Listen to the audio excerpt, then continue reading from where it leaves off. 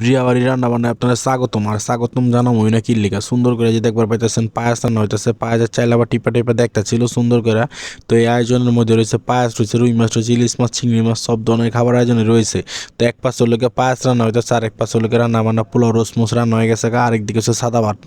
তো চুলা রয়ে গেছে সুন্দর করে। এখন জিজ্ঞেসছিলাম যে বাবুজি সাহেব কী দিতেছেন, কইতাছে যে ভাই কষ্ট করে আপনারা আয়া পড়ছেন। আমি কহ ভাই আয়া পড়ছি তো সুন্দর করে। কইতাছে একটার মধ্যে সাদা ভাত রান্তাছে, একটার মধ্যে পায়াস রান্তাছি।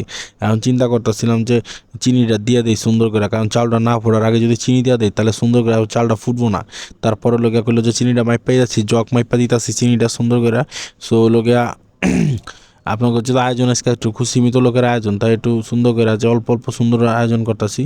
আর সবাই জানি খাইয়া খুব একটা মজা পাইতেছে, তাই আর কি। এই যে দেখবার পাইতেছেন এটা হলো সবচেয়ে রিক্সের কাম। এটা হচ্ছে গা সাদা ভাত সাকন্যা, মানে সাকন্যা বলতে হচ্ছে গিয়া যে সুন্দর করে যে সাদা ভাতটারে যে রান্না করছে পাতিলের মধ্যে বেশি পানিতে, তারপরে এই যে চালনির মধ্যে দিয়ে যে সেঁকতেছে যাতে করে সাদা ভাতটা না আড়ায় জায়গা।